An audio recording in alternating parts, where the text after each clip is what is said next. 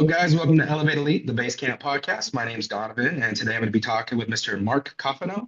And we're going to be going over quite a bit today involving longevity, living a healthy life, and actually a happy life. I feel a lot of us are going to end up living to probably 100, 150 years old in the future, and you're going to want to be able to live a happy life if you're going to live that long. So today we're going to be diving into it. We have a lot to cover. Mr. Mark, how you doing this morning? Well, I'm doing fantastically. In fact, is the beauty of what I experience is that every morning is unbelievably good. And I wish that I could kind of send that on my phone to people because you can send a video and a picture, that's interesting. But if you could actually send feeling amazing, which I think we might be able to do someday with some new technology, that would be cool.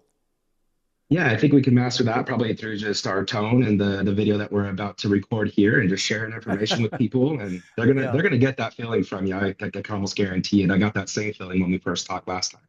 Yeah. Thank you very much. Absolutely. And that was one thing that definitely intrigued me about you was there's not a lot of people in this longevity space. You see this guy named Brian Johnson, he's around here and there, and he's kind of like this desired immortal. But you're taking a little bit of a different path. You're actually setting the tone for a mile marker that you want to achieve, and you're doing it in a different way than I think most people are. And I find that very fascinating. You're diving into the human characteristics of what makes somebody somebody, and that actually improves their life as opposed to just like blood doping or doing like stem cells or whatever the heck these people are doing these days. So tell me more about your background and what got you kind of into this longevity pathway. Yeah, well, so I am a guy that has had multiple careers. I'm old enough to have, I guess, experienced different ways of things. I've always been a tech guy. So back in the day, there was only black and white TVs.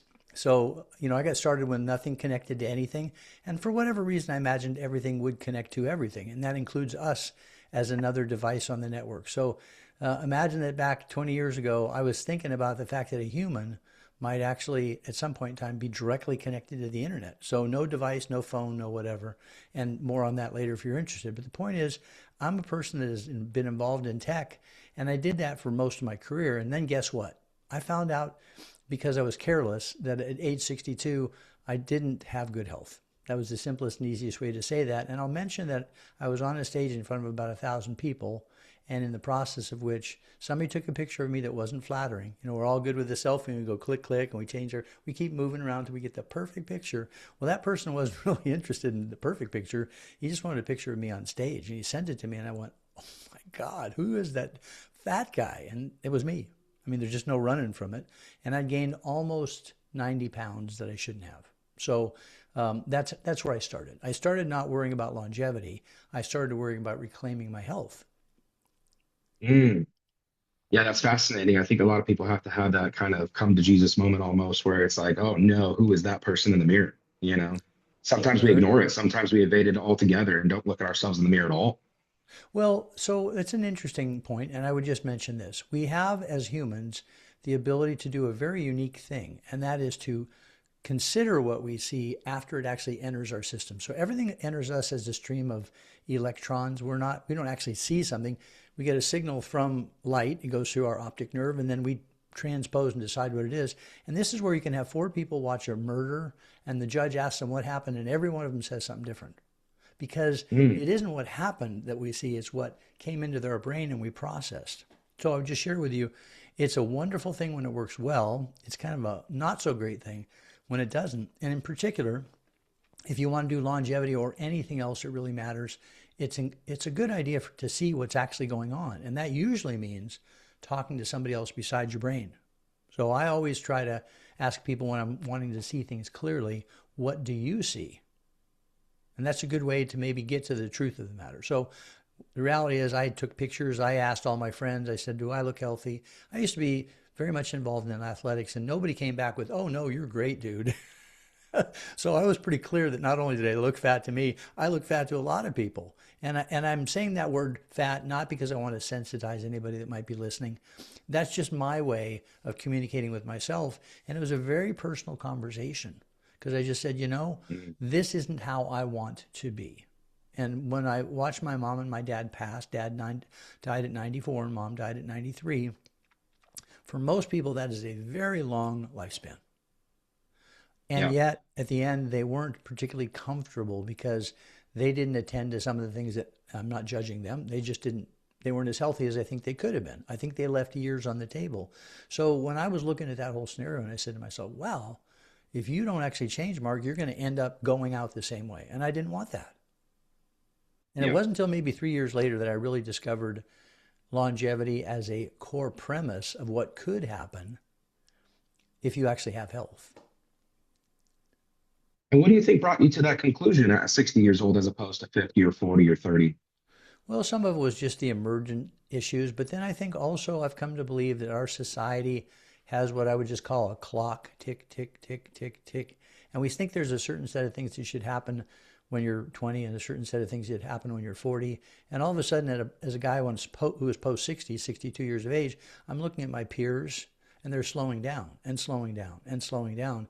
And they're not necessarily thinking, how can I be vibrant and how can I live another 100 years? They're saying, oh, I really shouldn't go up that mountain. I might trip and fall, or why don't I have another glass of wine? And I'm not judging anybody's choices, just that the society around me was also giving me messages that this was either a time where I was going to start to wind down or I was going to absolutely be rebellious, which I'll tell you is a significant part. If anybody wants to do longevity, they better get comfortable with the fact they need to be rebel. So that's what got me really cooking, is not just seeing myself as being heavy. It's basically realizing that it was that point of inflection where if it wasn't now, it was not going to be ever. Yeah. Yeah, I think unfortunately sometimes that conclusion comes a little later in life than most of us wish it would. But For a lot of things, right? yeah, I mean everything, life, health, family. I mean, I talk to some of these guys and they're like, "Man, I have all the money in the world. I'm jacked out of my mind, but I wish I could just get my wife back, or I wish I can get that time back with my kids, or Yeah, those things nobody's that we can't accused me really of being a buy." fast learner. That's not something to do. Yeah, Marquis are really fast learner. No, usually takes me a couple swings of the bat, but ultimately I do connect more often than not. Yeah, you have to keep swinging. That's the thing at the end of the day is I think a lot of people end up checking out a little too early sometimes. I was Very actually true, having a fascinating conversation with my friend today, and he's like, "I'm old." And I'm like, "You're 35. If you're old, what's 95?" yeah. So I'll ask you at the end of this conversation as we're getting about ready to. I made a discovery about that, and I want to share with you what I think I've discovered, and that is ultimately when a person is willing to contemplate, where do the thoughts come from? Where does the thought "I'm old" come from? A natural assumption would be, because you think you're in your head, feels like you're in your head, right? It comes from in your Mhm. head. I Mhm. don't think it does. I don't think that Okay. very thought of "I'm old" is coming from in your friend's head. But let's get to the end of the talk before we dig into that. What I would like to just say as a general statement, we are going to live a lot longer, regardless of whether we plan to or not, because that has been what has always happened for humans. But because you asked about this issue of hyperchange, exponential change, imagine that early humans only lived about 20 to 25, maybe 30 years max. And ultimately, our bodies expected violence. So it was either a disease or a spear or a woolly mammoth tromping on us. So even though we had the ability to live longer, we oftentimes didn't because of something in our environment. And so when you look at that from that perspective, as we've eliminated some of the risks over time, we've just naturally lived longer. And in 1900, the average woman lasted about 52 years. The average man lasted about 48. Today, it's about 30 years longer for both. The average woman lasts about 82, and I'm talking about the United States, and the average man lasts about 78. So we're going to live longer because we're eliminating risks. But here's where it gets really interesting. Because of the better diagnostics, smart ring, smart watch, cameras, all that happy stuff, we're in a place where we're going to know about disease much more quickly. And back in 1900, if somebody said, "Hey, Donovan, you have XYZ and it's going to kill you," guess what? No one was going to invent something between the time they told you you had it and the time you died that was going to save you, because science didn't Yeah. move that fast. But today, a lot of diseases that would kill somebody are going to be cured before they actually do. So take those Yep. two things together and say we're going to discover the disease faster. So level 4 cancer is discovered at level 1, or maybe even there's just a trend line that says you don't have cancer yet, but you're likely to get it. And then when you actually have cancer, they're going to go, it's okay, we can fix that. That all sounds wonderful, except for one thing. What if you're not ready to live longer? Yep. What if your body is in a state of dishealth? What if you don't have enough money?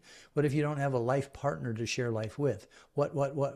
And so I concern myself not with the absolute issue, are we going to live longer? I concern myself with a different premise. What if we live longer and we don't want to?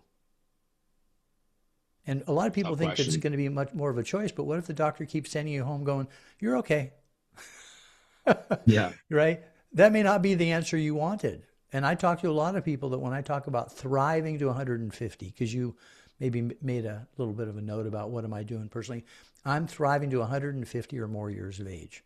You'd be surprised how many people say, A, you're nuts. B, it'll never happen. C, why would you want to? D, that's not what God wants. I mean, I get the whole list. Oh, and oh, by the way, you're going to break Social Security. So I've had every negative commentary. And so you would sit there and think, oh my gosh, wouldn't it be cool to live a lot longer? According to a lot of other people, no. But I happen to think it's the most amazing thing that we could actually truly extend human life. And I think most people, if they had the imagination, they could do it in a happy way, positive way with their friends. They would want to. Of course. Yeah. And I think it's fascinating for humans to also see the next evolution of whatever that is, whether it's like space travel or spaceships or whatever. I think people are fascinated about fantasy becoming reality. I do think so. And what I would share with you is we have historically had one vision of aging that is day by day. Mhm. Decide today what you will do today. See how you did tomorrow. Get on the scale, go to the doctor, have some sort of measurement, but live a long time, a day at a time. And I think there's nothing wrong with that. And actually, for the next 10 to 20 years, I still think that will be mostly the truth. However, in 10 to 20 years, new science is coming along that is going to change that entire ball game. So an example would be we have spare parts for our car, but we do not have spare parts for people. Now, people think about transplants. Oh, well, yeah, if you need a new kidney or a new liver, we can get a transplant. Did you know there's only about 50,000 transplants done of an organ like that in the United States in a country of 380 some million people?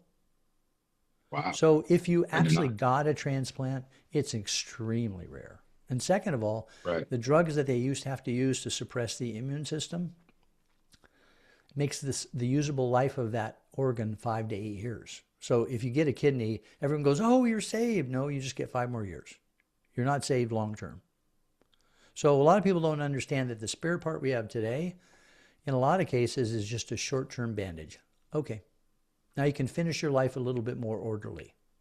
But Yep. imagine that there's technologies being designed today where in the next 5 to 10 years, they're going to be able to 3D print a liver, kidney, and a pancreas. So you basically go online, order one, pay your price, and that's an important thing. We'll talk about paying the price later. Burp, burp, burp, burp, burp, burp, burp, burp, burp. And there's a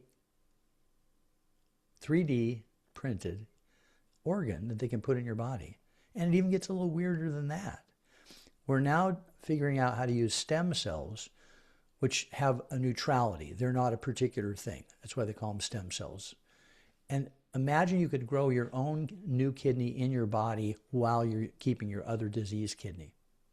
And you say, okay, so it's kind of like a seed. Think of it like that. They plant a seed in your body, there's enough space for it. And guess what? 6 months later, doctor says, your new kidney is looking awesome. We just need to swap it with the other one that's not working so well. So you actually become your own garden for your own spare parts for a person. So imagine that in that world we're used to do it a day at a time, day at a time, day at a time. We would want to be planning these major hurdles, right? When am I going to get new eyes? When am I going to get legs that take care of my knees? When am I going to do all these things? And I'm going to get upgrades in the same way we don't think our car's done because it needs a brake job. Why would we think if we need to actually have new lungs, why would we think we're done? Now, some of that science is not here today, but I'm telling you, it's coming so fast, Donovan. Yeah, I mean, my dad actually was a subscriber of Popular Science when I was a kid, and so I would see these magazines laying around, and I was like, just contemplating the potential future of some of these like nanotechnologies where they go in and repair your body, even if you don't need a full kidney Right, transplant. Like right. you can literally just take something and then the little robots just fixing it up, and it sounds mythical. It sounds Yeah. fanatical. So in that regard, nano engineering, nanobots, today they actually can use a similar technology. It used to be that if you had a glioblastoma, that is the worst kind of brain cancer you could get. The typical lifespan, if they catch it right away, is 14 months. That's as much as you get. That's how deadly it is. They say, oh, you got a glioblastoma. We can see it. It's small. 14 months from now, you're going to be dead. And in the process of which, it's not a fun way to go and it's incredibly mortal. But guess what? They figured out that if they could actually paint some of the um, uh, medicine to take care of that cancer directly on the glioblastoma, which meant they had to have a device take it there, they could double the life expectancy. You didn't get 14 months, you got about 3 years. Isn't that amazing? Wow. So just one thing, and imagine in the future, Donovan, you go to the doctor. Doctor says, "I'm going to give you a drink. It has a whole bunch of nanobots in it. They're teeny teeny bots, and you're going to swallow them down." And he says, "Okay, now look at the screen, and you're going to watch those nanobots swimming through your body." And they're going to go to a place where now their little cameras or their sensors are going to say, "Here's exactly what's going on." And you're going to watch it with your doctor. And then the doctor says, okay, I can tell them to fix it. Is that what you like? And you say, yes, because they're on site and they're going to do what little nanobots have been trained to do, which is to clear a blockage in your artery or fix something. So, and then you're going to, pee or poop them out and that's it. So medicine in the future is not going to be like medicine today. There'll be a time when people say, do you remember they used to cut on people? Like they actually used to cut them open and people go, no, because that's not going to be necessary. We're going to find ways to fix Wow. people where surgery, as we currently define it, it's going to be,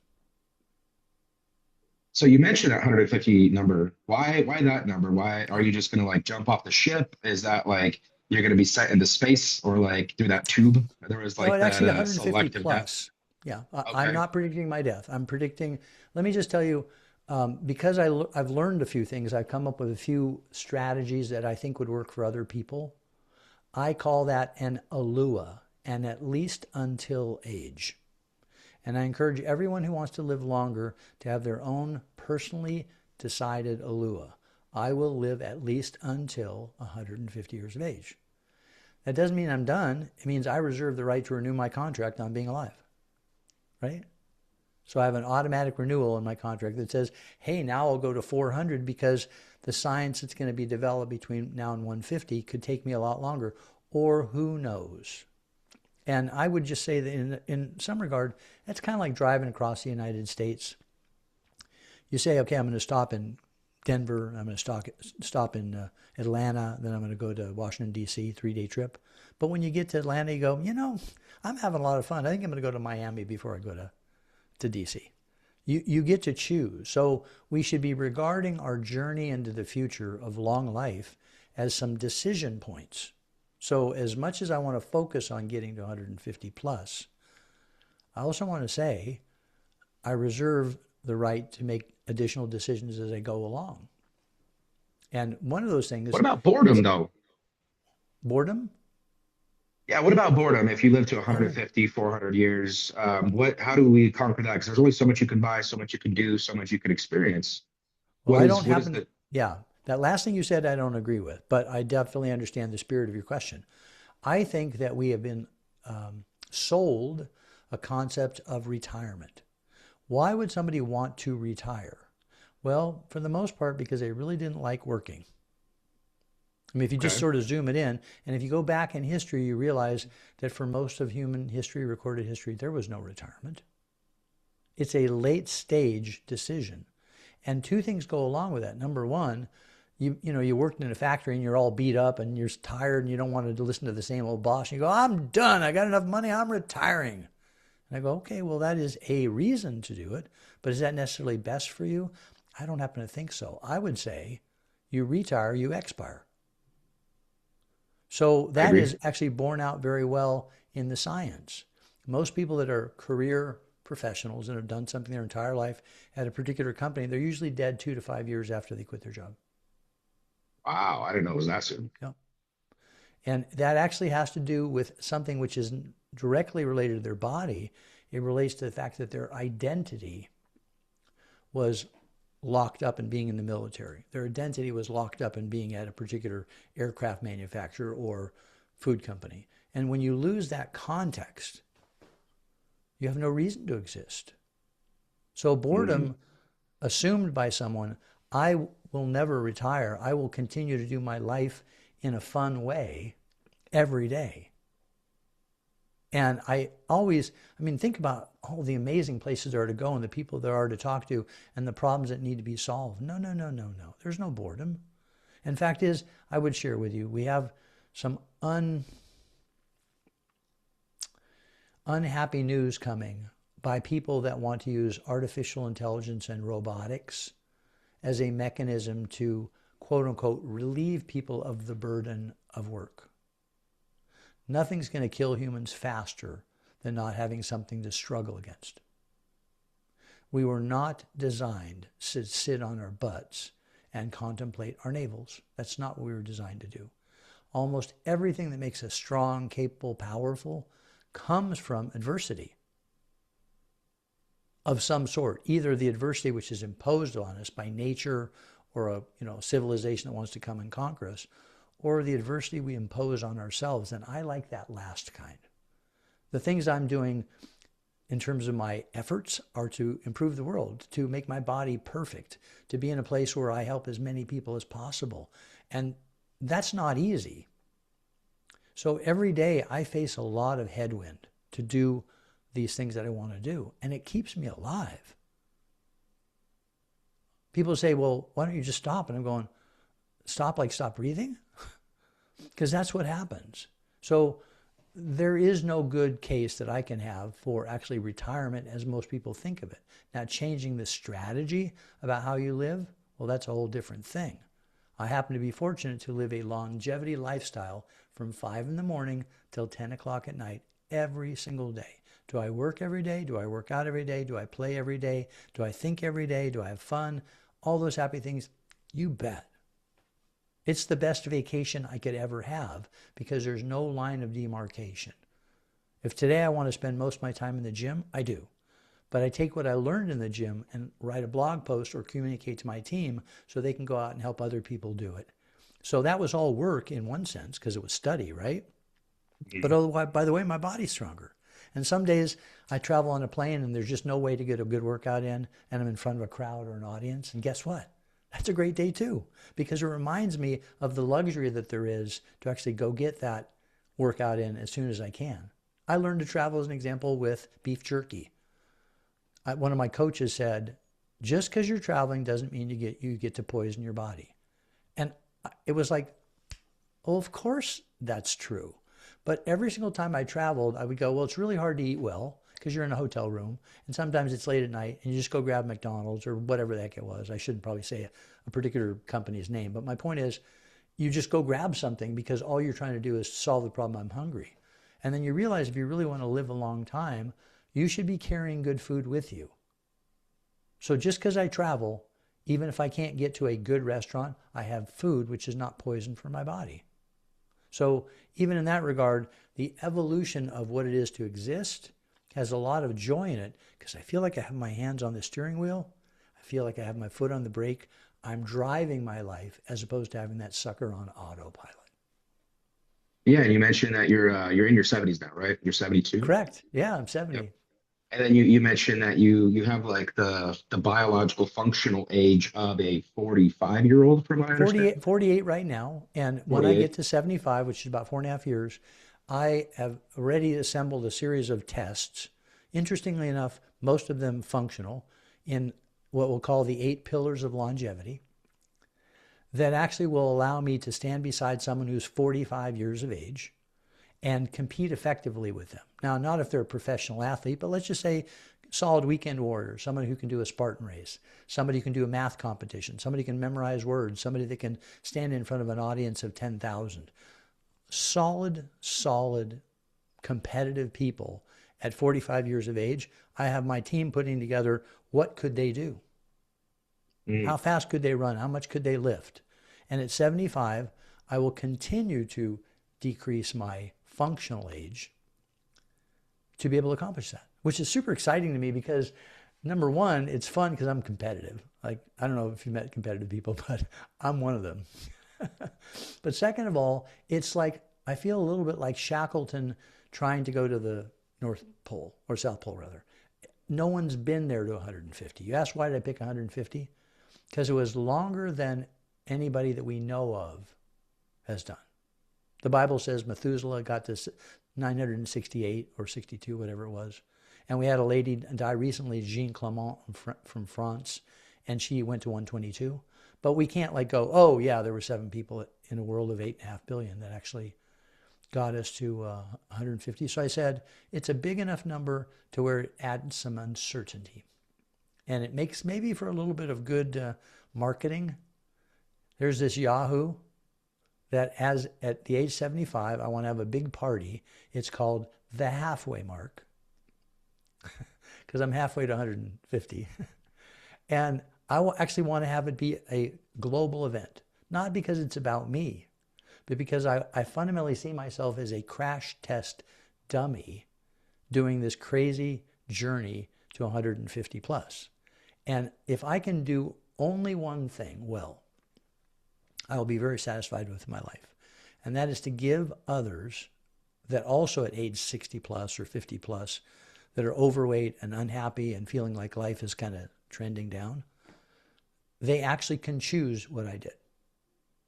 I'm not saying they should. In fact, it's one of the things I'm careful to do. And in your first part of our conversation, you talked about a lot of people that are quote unquote in longevity with pills, potions, and procedures. And they're very nice people. I know most of them. And they have a tendency to say, you need to do this. You need to do this. Never do that. Always do this with this. And you know what? I don't do that. I'm not saying it makes me good. I'm saying to you, I think in our society, people should have agency. They should decide what they should do and do it well. So if somebody says, I just want to live to 80 really well, go. But if somebody says, I want to live to 122 and I don't know how, I say you're going to do it first and then find the people to help you. And that's why we've built this company, Great Long Life, because we don't presume to say what great is, and we don't presume to say what long is. We leave that up to our customers. They say what great is, they say what long is, but once they've done that, they got to have a project, plan, resources, and team. Because as you know, because you're a successful man, if you don't have those 4 things, you're probably not going to get to the end. Yeah, I remember our last conversation. You asked me what age do I plan to live to, and I was like, dude, I haven't even contemplated it really because I'm only 31 years old. It's hard to contemplate because of AI and robotics and medicine and advancements in technology and all of that stuff. So it's just kind of like I don't really expect to die, I guess, until I do. And so it's hard to know what my limit is, I guess. Okay, I don't have a problem with that. I would say the average 25-year-old should anticipate getting to 125 today 125. Okay. without too much extra effort, because Right. I'm saying diagnostics and medicine is just going to make it so that the things that it would have offed them. I mean, a bus can still get you, and so can an asteroid. I can't do anything about those, Yeah. right? And But as that's soon as that's the thing is I live a fairly healthy life too. So I guess that's part of the answer. I feel like I need to throw in there. Like I don't smoke, I don't drink, I don't do drugs, I don't party, I don't go out. I have family, hopefully eventually a higher income than I currently have, things of that nature. I expect to use some of that money to facilitate the longevity of my life as well. So I hopefully longer than 125, I guess, if that's the benchmark for a 25-year-old. Well, yeah, I'm just saying, I think that's going to happen pretty automatically. Like today, people Okay. automatically get to about 82, 85 that are 70. So if you're 70, if you got to 70, you're probably not going to tap out in the next 4 years. If you're Okay. 50, you might not get to 70. So the older you get, the more they add a few more years on top. And Hmm. if you're Right. 75 or 78, unless you're in really bad dishealth, you have a disease or something like that, yeah, you're probably going to get to 80, 85. And based upon your family, like my family is Mediterranean and they tend to do well. So getting to 90 is not probably a big deal. But I am saying this, expect at least another 20 or 30 years if you're 25 today. So expect to go to 120. You got to have the money. You got to have the social network. You got to want to and be happy. Otherwise, it's going to be awful. Yeah. So, Yeah, we talked about that quite often in that last conversation that we had too, where, just being personal here. My dad, he thinks that he is going to die tomorrow, and he's 60 years old, and he actually takes decent care of himself. But in his brain, he's like, I'm old, and I feel like I'm about to kick the bucket. The average life expectancy is only 75, and he's type 2 diabetic, but he's lost 100 pounds also, so that helps. You know, well, I would share something with you and everyone that listens to this podcast. We're actually the majority of interest that I get does not come from the people that are wanting themselves to live longer. It is their children. It's their families. I have a good friend who has helped with the concept of what I'll call generational health. We understand generational wealth. Put the money into a trust, make sure there's money to keep on going through generation after generation. But we haven't addressed a very important topic. And that important topic is how do we keep the family nucleus together as long as possible so the great grandparents are still alive when the grandparents are alive, and the children, the great grandchildren, everybody's all together and functioning. So it's especially important for your dad not to pass. He doesn't understand his value in the world. And therefore, we have young people come to me and say, would you talk to my dad? Would you talk to my mom? Would you tell them what you did? If somebody goes to my website, markcofano.com, COFANO.com, they're going to see a picture of me that wasn't very pretty. And I put it on the homepage of my website because I needed people to see I wasn't in good shape. In 62, I had metabolic disease. Certainly I was pre-diabetic, though never diagnosed with it. But the bottom line is, having said that, I wasn't in good shape. And my son, I believe at the end of the day, would have been very concerned if he knew my actual health. He was young enough to not really know.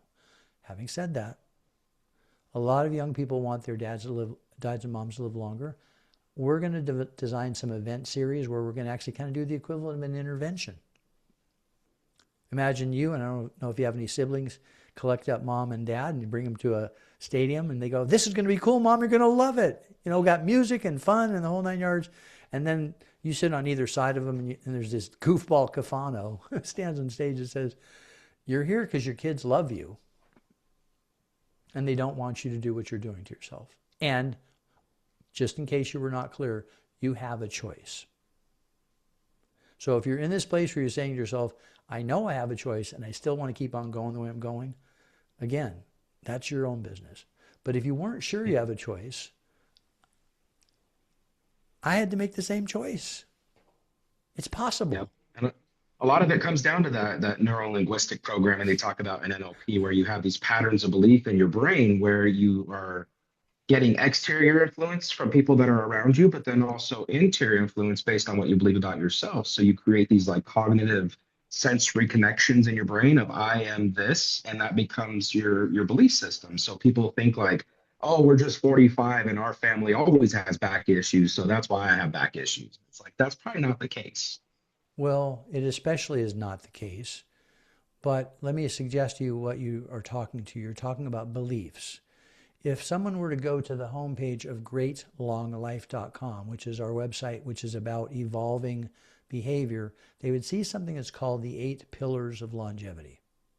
And the 8 pillars of longevity are the things you must address over the course of your life to be a healthy human, not specifically a long-lived human. But do you know what the very first pillar is out of all the pillars? It's your values and your beliefs. And if you do not have the correct values and beliefs, you simply cannot thrive. Because that means your actions are out of sync with what you think should happen. If you think the world should only be one flavor of person and everyone else should be eradicated, then you become aggressive and you try to go make that happen. But at least you're integrated. That's not my view. My view is we have to have everybody healthy and happy. But it's when you all of a sudden think one thing and do another thing, that's pretty much a death sentence because it will translate into unhappiness and a lot of bad stuff. So belief is incredibly important. And Henry Ford said, if you believe you can or you believe you can't, you're right. So tell your dad that. If you believe you're going to die, Yeah. you're right. You believe you're not going to die, you're right. Which right did you want to be? I don't believe in patronizing people. In fact is, I think a lot of times we look at people and we say, oh, don't worry, you're going to be okay. Well, maybe you're not. Maybe you're not going to be okay because you've decided you're not going to be okay.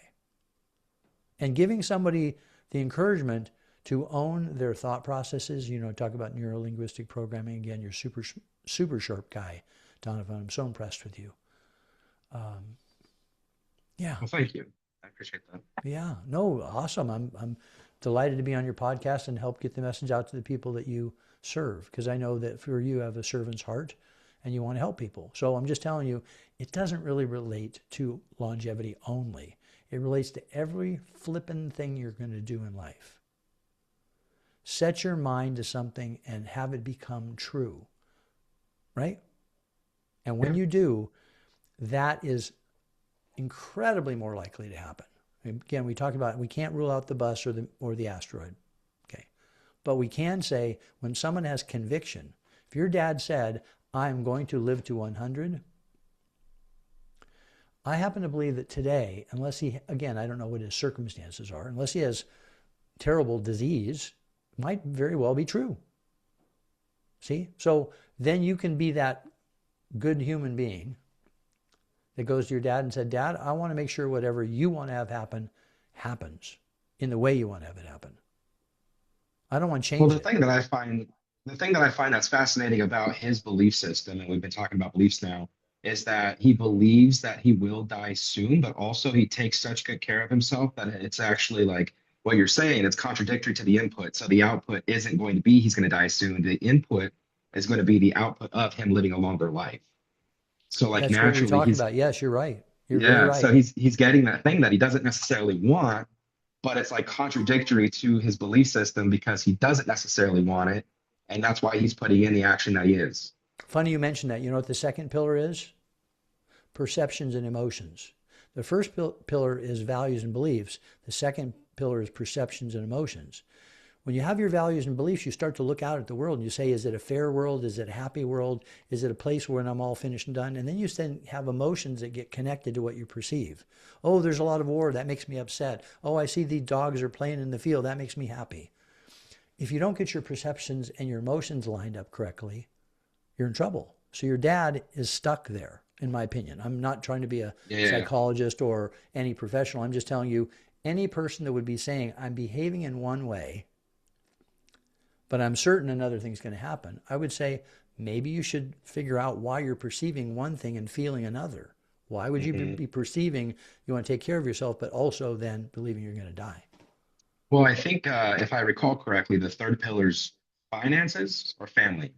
No, that's down at the bottom. But keep on going. It doesn't make a difference what position they're in. But Yeah, finances so and family are super important too.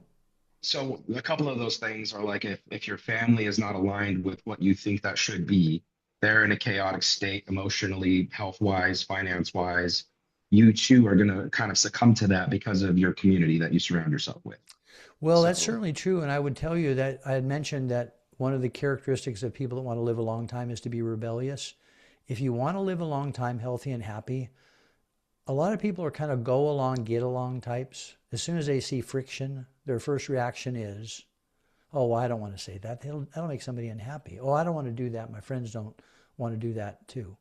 If you want to thrive and you want to be happy and want to live a long time, you better figure out rebellion. Because rebellion is required. You have to rebel against your incorrect thinking. You have to rebel against your incorrect actions. And you have to rebel against your incorrect expectations of those actions. So ultimately, what I had to do is craft a whole way of looking at food. For me, food was simply emotional comfort. As long as it provided emotional comfort, it didn't make a darn bit of difference what it was. So it was very functional in the sense that I got the emotional comfort from overeating and eating exactly when I felt like something and tamping down my stress level. But I had not connected it to the fact that it's actually supposed to be fuel. We say to everyone, rest, fuel, move. If every single day, each person, your dad, yourself, everybody who's listening, did rest, fuel, move, and you come to understand rest is not just sleep, it's all the forms of rest.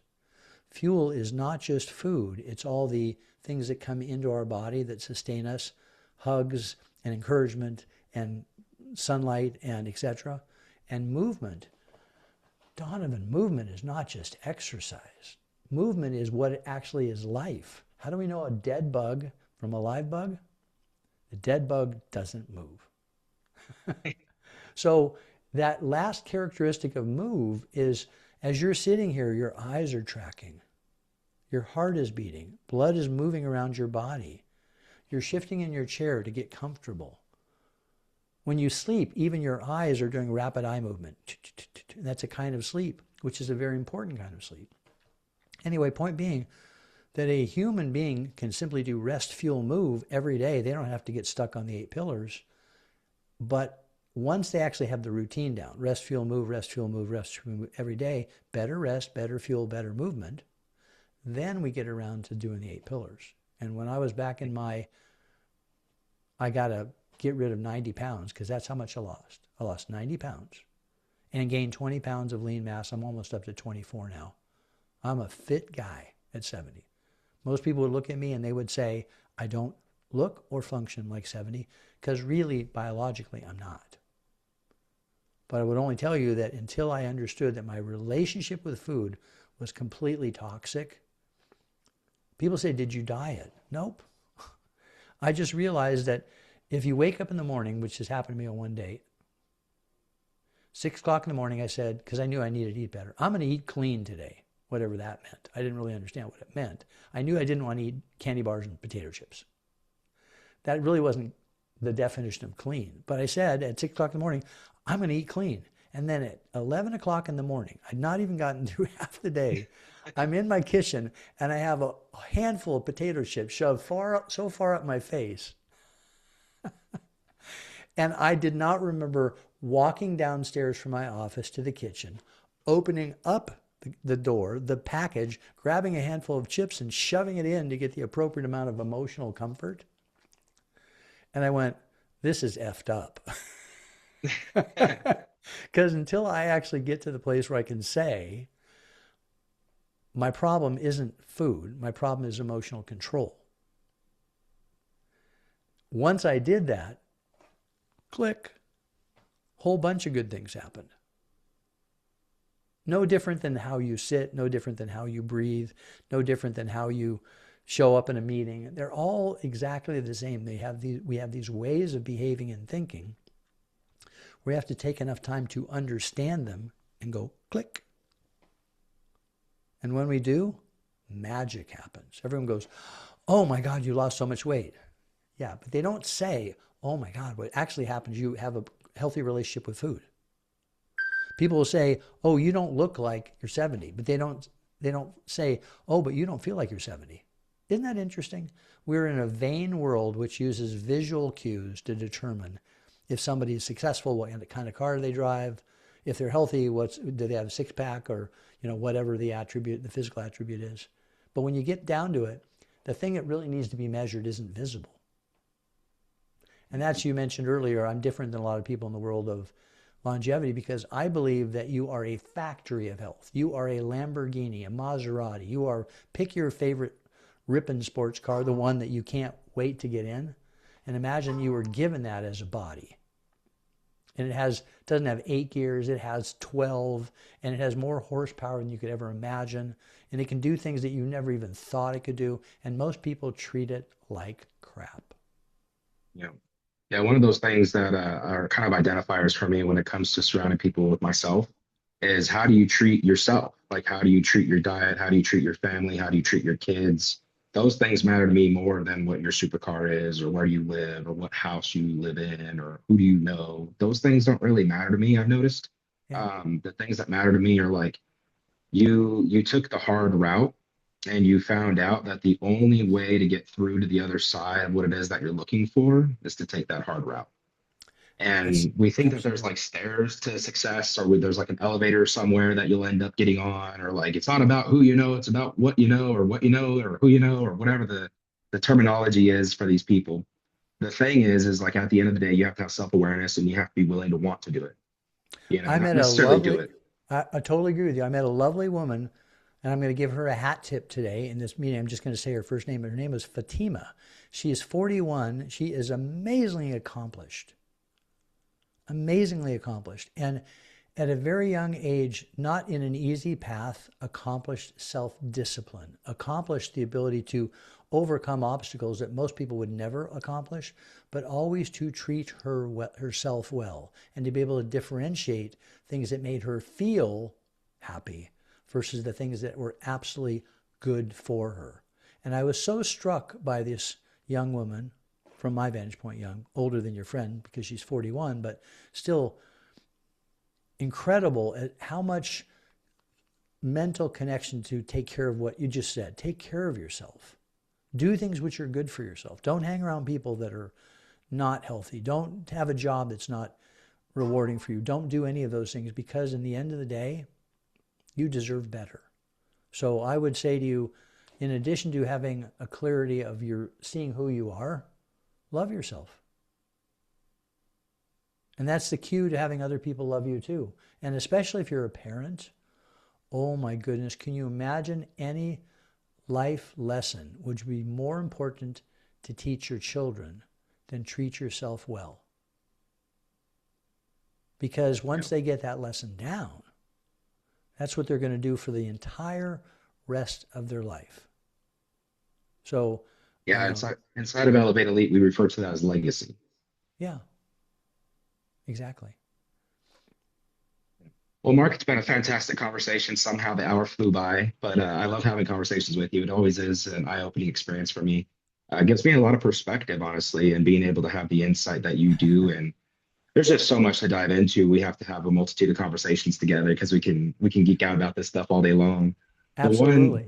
one question I would ask you before we depart here, back 60 to what 10 years ago, I guess it would have been 8, 10 years ago now. You mentioned a lot of people have that mental fatigue of like they can't just do it. Nike says just do it, but it's like I cannot get off the couch. I don't want to. I don't love myself. I don't love anyone around me. I'm broken down. I'm beaten up. I feel old. I'm only 40. My circle sucks. I don't enjoy life. I'm depressed. I'm this. I'm that. Where do you start with that? Okay, I'm going to answer that question and I get one more. I want you to remind me about the discovery. Okay, when I'm done with this, we're going to take 1 minute of the discovery. The Okay. short answer is this. Same thing I said before. If you say you can't, you can't. If you say you can, you can. But life is a lot more about not having discipline and stick to itiveness. It's about not needing it. Okay. When I go to my refrigerator and I have stuff in the refrigerator I should never eat, I can say to myself, I'm never going to eat it, or I can take it out of my refrigerator. When I was 29, I smoked cigarettes. And the way I came to smoking cigarettes was an accidental mistake. I'd smoked them for about 6 years. And in order to quit smoking cigarettes, I didn't quit cigarettes. I quit cigarettes, coffee, and my friends that smoked cigarettes. I loved my friends, and I felt really bad about not spending more time with them. But coffee, cigarettes, and friends were all connected. It's like going to the refrigerator and seeing the ice cream and saying, don't eat the ice cream. Well, how about if you just go to the refrigerator and the ice cream isn't there? How about if you actually live your life in a way where the things you're doing are not there? So a lot of people have designed a life that allows them to lapse back into what they were, right? As opposed to just never have a temptation. And the second thing, which is super important, never stop doing something without start doing something else at the same time, right? So if your friends are having tough time getting off the couch, you can't say, don't lay there. You have to say, lay there and do 4 push-ups. Lay there and sing a song. Lay there and do whatever, because it takes, as it turns out, at least 60 days of consistent change in behavior to create a habit. Anybody who Googles how long does it take to change a habit should find out that some of the smartest people in the world, particularly in the military, know exactly how long it takes for the human mind to go, I'm different. So if you're not willing to do it for 60 days, it's super unlikely you're going to do it consistently. But once you get to that magical point of about 60 days and you don't get rid of something without adding something else in, boom, you've changed. Yeah. So those are the two suggestions that I have. Make your life not need so much discipline by getting the things out there that shouldn't be there in the first place. Throw every piece of crap that's in your pantry away. Create a place for yourself to sleep, which is, even if the rest of your apartment is not healthy and not clean and whatever, that one place when you go, it's cold, cool, and it makes you happy to walk into that room because you know you're going to get 8 hours of sleep. So do the smallest stuff and then make yourself feel like a hero, because if you can do something for 60 days as a hero, you'll do another thing after that. Make Yeah, sense? they kind of refer to that. I think one of the books that I can't recall right now, he's a Navy SEAL, they talk about making your bed. And a lot of people are like, well, I don't understand, like, why do I gotta make my bed? Like, I'm just gonna sleep in it later. I don't really like, why make your bed, you know? And it really is that pattern interruption inside of the human brain psychologically, where it's like, this is something that you don't normally do that you are doing now. And it's not so much about the activity as much as it is about the decision to perform the activity every single day and become somebody new with intention, right? Like, intent is 90% of it, in my opinion, 10% action. Well, I think that's true, but I'll also say one other thing. Work backwards from a goal, not forwards to it. If you don't know where you're going, any road will get you there. If you know exactly where you're going, there's a fairly limited number of choices. As an example, you use Google or MapQuest or whatever your tool is to do wayfinding. It'll sometimes show you go this way, you pay more of a toll, but it's faster. Go this way, no toll, but it takes 4 minutes longer. So at least you know where you are and where you need to be. But what a lot of times people will say is, I want to lose weight. No, sorry, that's never the first measurement. That's an outcome. That's not what you're trying to do. What you're trying to do is feel better or be able to run a mile or fit into a dress or whatever it is. That's what you're trying to do. So if you don't put it in the context of what you're trying to do and check off the box, damn, look at me, I did that. Then you're struggling with the short-term activity or behavior without understanding the destination. Having the destination is critical. Fantastic. So the Good. last part Okay. of this Do I is get discovery. my 1 minute for the discovery? Yeah. Yep.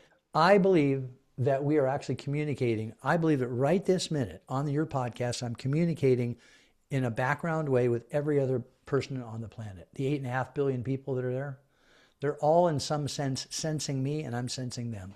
I believe that humans are part of a hive mind. Now we see hive minds in different ways. We see bees doing their little butt waggle. The entire hive can find out where the flowers are that have the nectar, so that they don't talk to each other, but they waggle their little butts, and that's where they fly. At the same time, we also have seen birds. I don't know if you've seen those whole bunch of birds go whoosh, like a swarm of birds, and you say to yourself, like, what is going on? Those birds are like flying these beautiful patterns, and they're all going all over. But you also see a few stragglers. They're not following along.